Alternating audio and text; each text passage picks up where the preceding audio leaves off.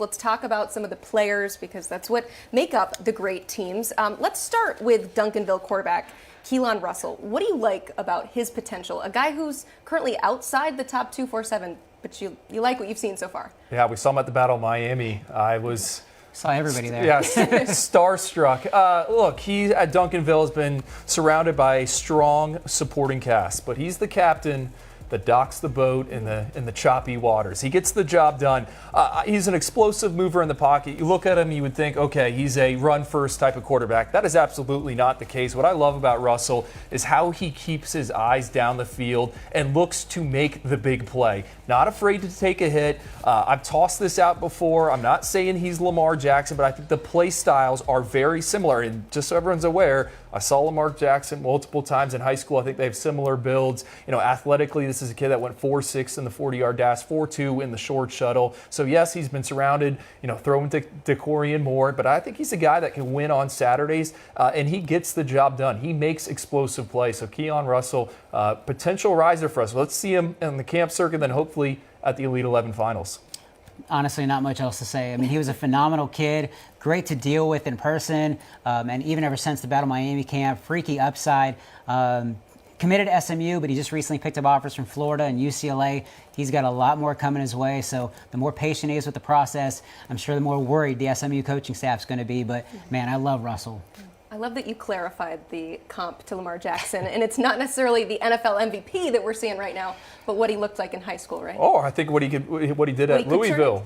Let's not forget he has a trophy. He did. He had some success in college as well. And look, it's early. I think a lot of fans roll their eyes if we toss out NFL MVP for a quick. He doesn't look like that right now, though. You're saying that he has the potential to develop. Play styles are similar. Yes. That's what we love to see. That's why we do the comps on there, too. It's just to rile up the crowd. Let's talk about another quarterback, though, the number 9 QB in the class, Matt Zollers. He has his finalist list down to Florida, Georgia, Penn State, and Missouri. But what kind of player will one of those teams land? I think he's kind of the best of both worlds in terms of huge arm, and he's uber athletic. This is a kid that wasn't able to play basketball as a junior, but he's playing it here in the winter as a junior, and there are clips of him throwing down dunks. What I also like, I said that arm, he's got a cannon.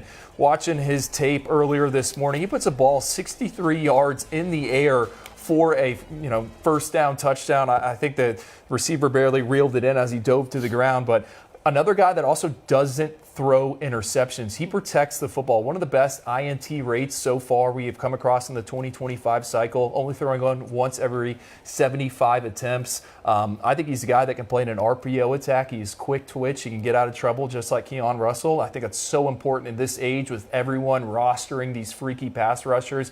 And then he's got the frame as well. So really interested to see where he ends up, Tom. I know Georgia got him on campus. I think that one is certainly intriguing given what that room looks like. Yeah, I think the smart, safe money, whatever you want to call it, is probably on Penn State.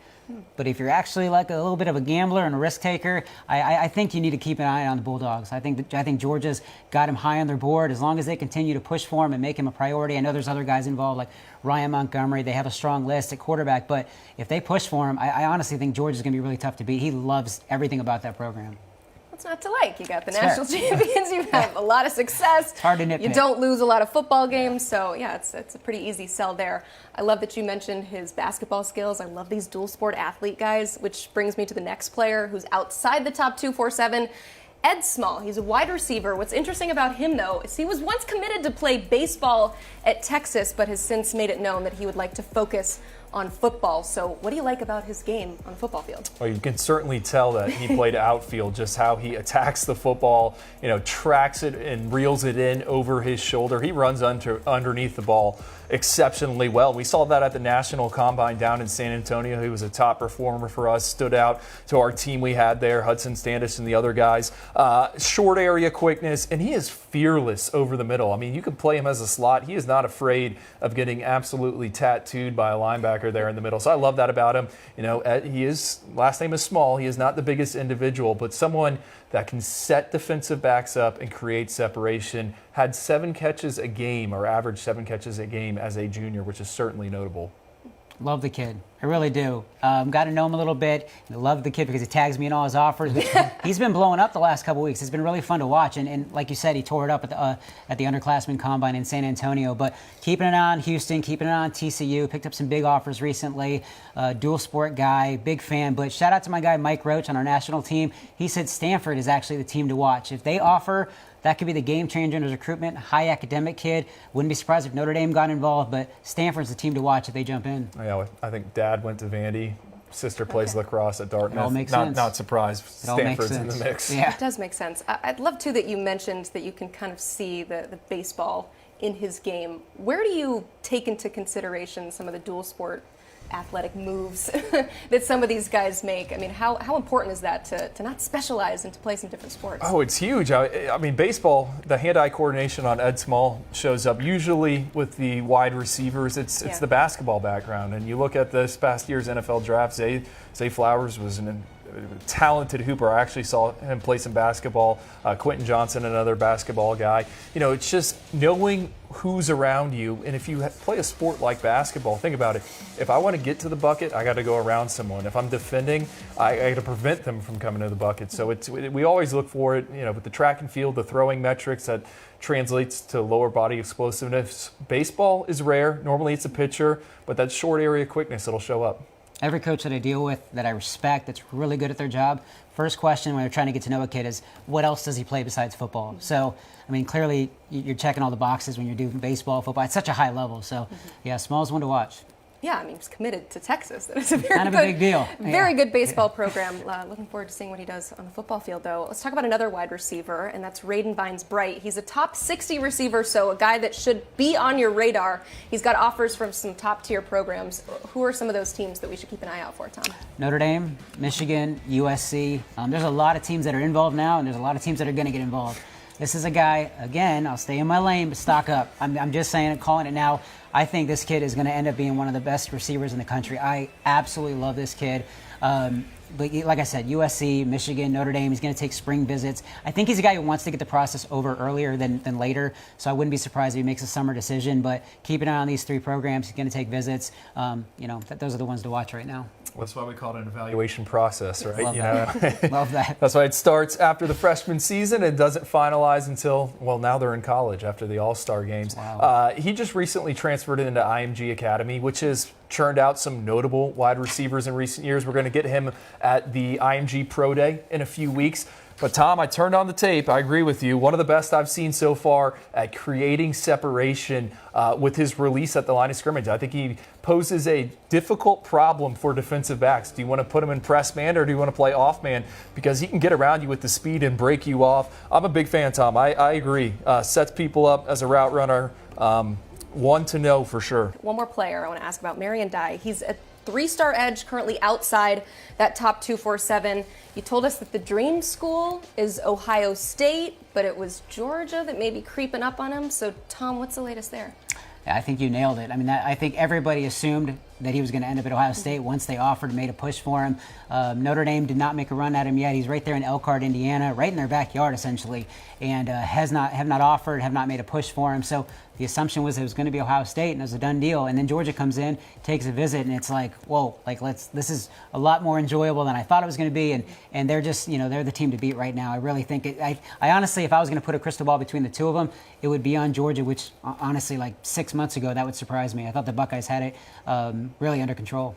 A guy we're hoping to get some more information on. Only 2 sacks as a junior, 4 tackles for loss, which is fine. Jordan Ross in the last cycle only had 2.5 as a junior. But you can see why Georgia and Notre Dame and Ohio State have all put out the feelers. He can win with speed and power, imposing frame. I think somewhat scheme versatile up front as well. He could be a jack linebacker, can potentially put his hand in the dirt. Certainly someone to monitor here over the next few months. That's why production is just one piece of the evaluation process. We're so glad that you guys are here in Nashville, but you're also both going to leave after the show and go out on the road, go back to your day jobs. Tom, you are out in Vegas, not for the Super Bowl, but for a Nike event. Who are you looking forward to seeing in person? Yeah, I mean, that list is pretty special, and I'm not going to lie, I want to watch all of them and get to know them a little bit better, especially in this role. It's going to be key. But let's just stay in state here in Tennessee and go with George McIntyre, Tennessee commit. Very excited to watch him throw it around. And look, this event's going to be a lot like the Pro Bowl. They're going to be having a lot of fun and treating it like an exhibition where they're just having, doing these games, might be some tug of war and things like that. But if they do actually break out some footballs, I'm excited to watch George throw it around a little bit, see what Tennessee is getting. The other one over in your backyard, Jamie French, one of the top receivers in America. Absolutely love the kid as a whole. Great player, obviously, but elite kid, in my opinion. Looking at Ohio State, Florida State, one-time Bama commit. If I had an early crystal ball pick, I think, I know they're not great at recruiting the receiver position, but I'm going to go with Ohio State right now. So those are the two I'm watching. I know they struggle so much with that, especially coming off this last class. Yeah, I mean, it's rough. Got the #1 wide receiver, #1 player. Pretty tough. Speaking of Andrew's backyard, you're going to Under Armour camp in Orlando. What are you hoping to see there? First one of the year. I mean, the 7-on-7 stuff's great. Don't get me wrong. The junior seasons are great, but this is a camp circuit. They have stops all around the country. Orlando's the first one. We get verified measurements. We get to see these guys for the first time. And I'm not just talking about the wide receivers in the corners. You get to size up the big bodies. Last year, LJ McCray, this was kind of his coming out party. He ended up finishing as a top 5 player for us. Two guys I'm excited to see, Jesse Harold, out of the Tampa area, guy we took a flyer on in the top 247 in the update, stood out to us. We got not much information. Looking forward to seeing him. I think his stock is only going to take off. I think he only had like a Florida A&M offer when we put him in the top 247. And then Gerard Pringle, running back out of the same area, Tampa, caught on my radar early on in his season, ran for 306 yards and 4 touchdowns against Venice High School. A bunch of schools have offered him, so excited to see those two in person and find some other guys to move up in the rankings. Yeah, you go in with expectations, but then you come out maybe some guys that you weren't on your radar that surprised you, and you can read all about those guys on 247sports.com. You got to go here because that is where you're going to check out coverage from those two events. These guys will be all over it, so make sure that you are checking out 247sports.com.